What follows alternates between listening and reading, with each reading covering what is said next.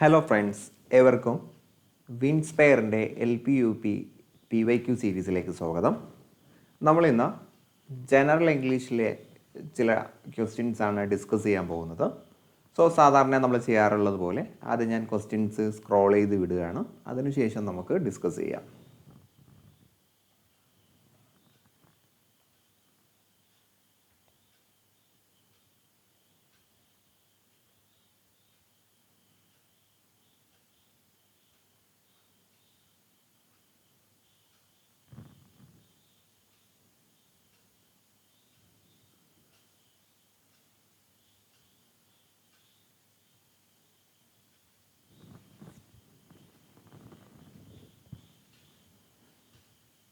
Okay friends, നമുക്ക് start ചെയ്യാം.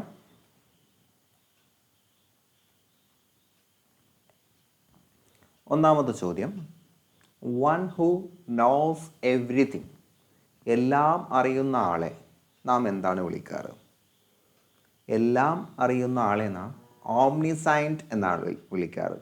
Option D, ഓംനിസൈൻറ്റ്.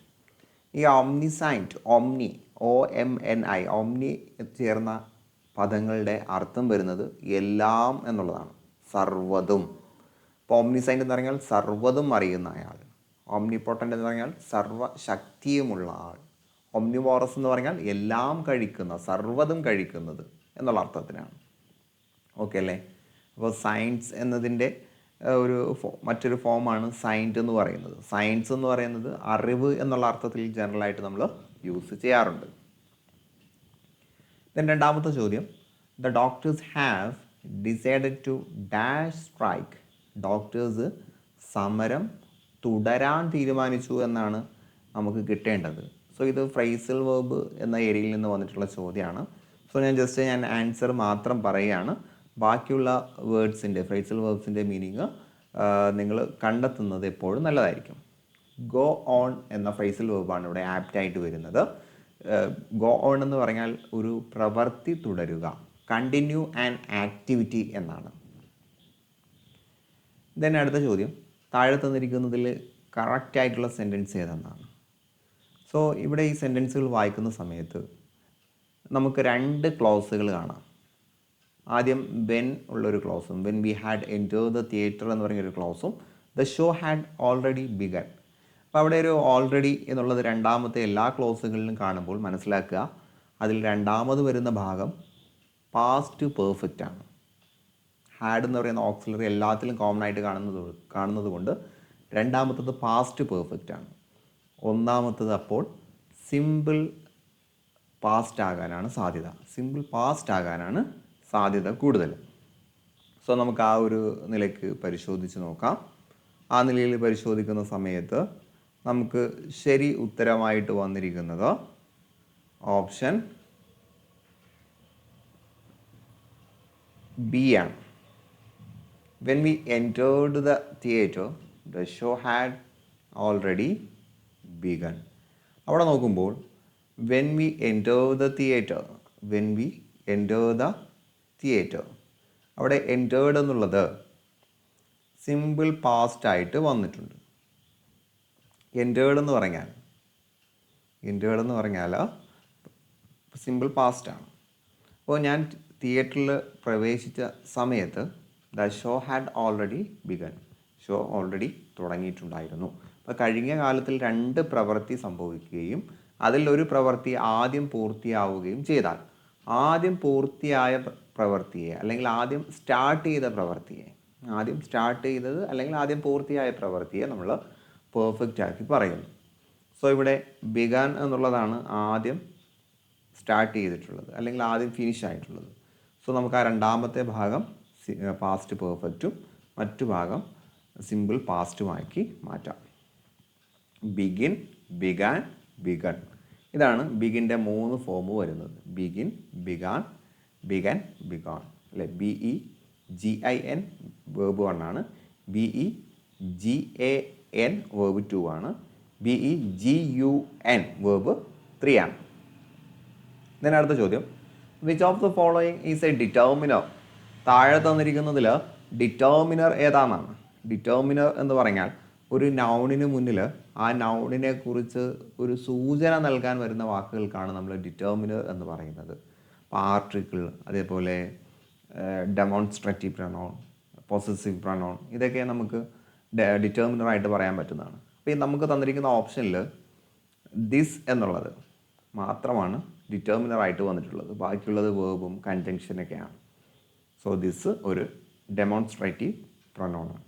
This, that, do, this, that, these, those. അപ്പോൾ ഇതൊക്കെ ഒരു ഡിറ്റർമിനർ കൂടിയാണ്. Then great people always prefer peace of mind dash money. മഹാന്മാരായ ആളുകൾ പണത്തേക്കാൾ സമാധാനത്തിനാണ് മുൻഗണന നൽകുന്നത്. ഇത് കമ്പാരിറ്റീവ് ഡിഗ്രി ഓഫ് കമ്പാരിസണിലെ കമ്പാരിറ്റീവ് ഡിഗ്രിയുമായിട്ട് ബന്ധപ്പെട്ട ചോദ്യമാണ്. അപ്പോൾ രണ്ട് കാര്യങ്ങൾ കമ്പയർ ചെയ്യുന്ന സമയത്ത് നാം ഏത് തരത്തിലുള്ള പദങ്ങളാണ് യൂസ് ചെയ്യുന്നതാണ് ചെക്ക് ചെയ്യുന്നത്. അപ്പോൾ നമ്മൾ സാധാരണഗതിയിൽ കമ്പാരിസൺ ചെയ്യുന്ന സമയത്ത് ലാർജർ കഴിഞ്ഞിട്ട് നമ്മൾ ഉപയോഗിക്കുന്നത് ദാനാണ്. നമ്മൾ കമ്പാരിറ്റീവിന് ഉപയോഗിക്കുന്ന ആ ഒരു നൗണിന് ശേഷം നാം ഉപയോഗിക്കാറ് ദാൻ എന്ന് പറയുന്ന ഒരു വേർഡിനെയാണ്.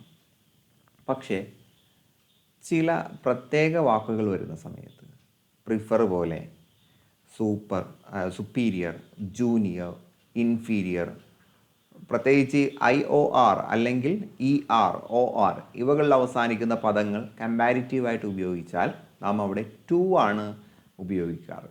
ഇവകൾക്ക് ശേഷം ടു ആണ്. So prefer peace of mind to money എന്നാണ് വരേണ്ടത്. ഓക്കെ ആണെന്ന് കരുതുന്നു. ദെൻ അടുത്ത ചോദ്യം, identify the word which is similar in meaning to the word impossible. Impossible എന്ന പദത്തിന് തുല്യമായിട്ടുള്ള വാക്യം എന്നാണ്. ഇമ്പാസിബിൾ എന്ന് പറഞ്ഞാൽ തടയപ്പെട്ടത് അല്ലെങ്കിൽ നിശ്ചലനാക്കപ്പെട്ടത് എന്നൊക്കെയാണ്. ഇതിൽ ഒബ്സ്ട്രാക്റ്റഡ് ഓപ്ഷൻ സി ആണ് നമ്മുടെ ഉത്തരമായിട്ട് വരുന്നത്.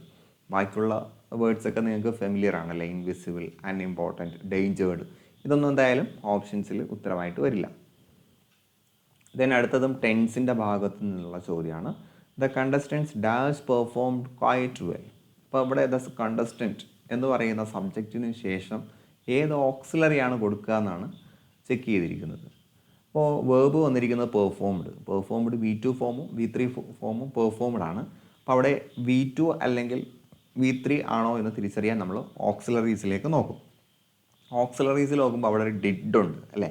ഡിഡിന് ശേഷം എന്തായാലും വീണ്ടും വേർബ് ടു ആവർത്തിക്കേണ്ട കാര്യമില്ല. സോ നമുക്ക് ഓപ്ഷൻ എ ഡിലീറ്റ് ചെയ്യാം. ദെൻ ഹാസ് വരുന്ന സമയത്ത് കണ്ടസ്റ്റൻ്റ് എന്നുള്ളത് സിംഗുലർ അല്ല പ്ലൂറലാണ്. Has singular ഓക്സിലറിയാണ്. അങ്ങനെ നമുക്ക് ഹാസിനെയും കളയാം. ദെൻ വെയർ കൊണ്ട് അവിടെ വെച്ചാലുള്ള പ്രശ്നം, വെയർ വെക്കുമ്പോൾ ഈ സെൻറ്റൻസ് നേരെ അങ്ങ് പാസീവ് വോയിസിലേക്ക് മാറും അല്ലേ. വെയറിന് ശേഷം നമ്മൾ വേർബ് 3 ആണ് ഉപയോഗിക്കുന്നത്. പക്ഷേ ഇത് നേരെ പാസീവ് വോയിസിലേക്ക് മാറും. അപ്പോൾ അർത്ഥം ചിന്തിച്ചോളൂ. കണ്ടസ്റ്റൻ്റുകൾ, ആ മത്സരാർത്ഥികളല്ലേ പെർഫോം ചെയ്തത് ആണ്. അപ്പോൾ സബ്ജക്റ്റ് തന്നെയാണ് കണ്ടസ്റ്റൻ്റ് അല്ലേ. അതുകൊണ്ട് നമുക്കതൊരു പാസീവ് വോയിസ് ആണെന്ന് പറയാൻ പറ്റില്ല. ആക്റ്റീവ് വോയിസ് ആണ് എങ്കിൽ തുടക്കത്തിൽ വരിക ഒബ്ജക്റ്റ് ആയിരുന്നേനെ അല്ലേ. ദെൻ ഹാവ് തന്നെയാണ് ഇവിടെ സ്യൂട്ടബിൾ ആയിട്ടുള്ളത്. ഇതൊരു പ്രസൻറ്റ് പെർഫെക്റ്റിലുള്ളൊരു സെൻറ്റൻസ് ആയിരുന്നു. സോ ഹാവ് പ്ലസ് V3 ആണ് വരേണ്ടത്. ദെൻ അടുത്തത് ഫ്രൈസൽ വേർബുമായിട്ട് ബന്ധപ്പെട്ട ചോദ്യമാണ്. It is not desirable that we look dash the poor. പാവപ്പെട്ട ആളുകളിലേക്ക് നാം ഡാഷ് ചെയ്യുന്നത് ഡിസൈറബിൾ അല്ല, നല്ലതല്ല. അപ്പോൾ അവരെ ഇഗ്നോർ ചെയ്യുക അല്ലെങ്കിൽ അവരെ അൺഇമ്പോർട്ടൻ്റ് ആയിട്ട് കാണുന്നത് നല്ലതല്ല എന്നാണ്. അപ്പോൾ ഒരാളെ അൺഇമ്പോർട്ടൻ്റ് ആയിട്ട് കാണുക അല്ലെങ്കിൽ കൺസിഡർ സമ്മൺ അൺഇമ്പോർട്ടൻറ്റ് എന്ന ആശയത്തിൽ അല്ലെങ്കിൽ അർത്ഥത്തിൽ നാം ഉപയോഗിക്കുന്നത് ലുക്ക് ഡൗൺ ഓൺ എന്ന ഫ്രൈസൽ വേർബാണ്. ഓപ്ഷൻ സി ആണ് നമ്മുടെ ഉത്തരം. അപ്പോൾ നമ്മൾ താഴേക്ക് നോക്കുക എന്നുള്ളതൊരു പുച്ഛത്തോടെ ചെയ്യുന്ന കാര്യമാണല്ലോ. ലുക്ക് ഡൗൺ എന്ന് പറഞ്ഞാൽ താഴേക്ക് നോക്കുക ആണല്ലോ. അപ്പോൾ ആ രീതിയിൽ അത് ഓർത്ത് വെക്കുക. Look down on, look something as unimportant. Then അടുത്തത് വളരെ സിമ്പിളായിട്ടുള്ള ചോദ്യമാണ്. ടെൻസ് കണ്ടെത്താനാണ്. He will have reached Dubai by next Wednesday. അടുത്ത ബുധനാഴ്ച ആകുമ്പോഴത്തേക്കും അവൻ ദുബായിലെത്തിയിട്ടുണ്ടാകും. അപ്പോൾ ഭാവി കാലത്ത് ഒരു നിശ്ചിത സമയത്ത് പൂർത്തിയാകുന്ന പ്രവൃത്തിയെ സൂചിപ്പിക്കുന്നതാണ് ഫ്യൂച്ചർ പെർഫെക്റ്റ് കണ്ടിന്യൂസ്. ഞാൻ അതിലേക്ക് കടക്കുന്നില്ല. അപ്പോൾ ഇവിടെ ഓക്സിലറി നോക്കുമ്പോൾ വിൽ ഹാവ് ആണ്. വിൽ ഹാവ് കാണുമ്പോൾ തന്നെ നമുക്ക് മനസ്സിലാവും ഇതൊരു പെർഫെക്റ്റ് ആണ് എന്നല്ലേ. ശേഷം V3 കൂടി കാണുമ്പോൾ നമുക്ക് ഫ്യൂച്ചർ പെർഫെക്റ്റ് ആണെന്ന് ഉറപ്പിക്കാം. സോ നമ്മുടെ ആൻസർ വരുന്നത് വിൽ ഹാവ് റീച്ച്ഡ് എന്നുള്ളത് ഫ്യൂച്ചർ പെർഫെക്റ്റ് ആണ്. ഓപ്ഷൻ എ ആണ് നമ്മുടെ ഉത്തരം.